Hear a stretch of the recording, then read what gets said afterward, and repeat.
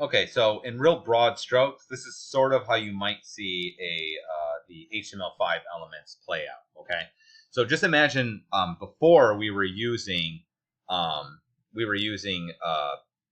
you call it, divs for all of these with unique IDs. Now what we can do is we can just go ahead and use these instead. We might need to have some IDs just to separate, like if I wanted to target this section and not this section, I'm gonna have to put an ID or a class here and then a different one here. So that way I'm only selecting one or the other, right? So, but typically you're going to see something that looks like this. You'll have a header, which will have the nav bar.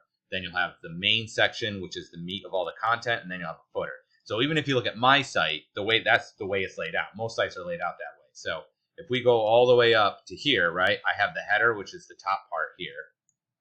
So it's got my nav and all that, right? And then all of this, okay? Then it gets into the main section, okay, or the main, and each one of these is actually called a section. So this is like one section, this is called one section, and then inside of those, I've got articles. So that's like one article, that's one article, and that's kind of the way that, and then on the bottom is the footer, which is just this little thing here, okay? Now, typically, what you're going to see is, where am I? I think we're on this one.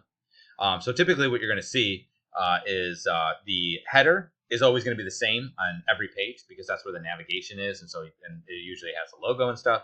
And the footer will typically be the same too, but the main will be different from page to page.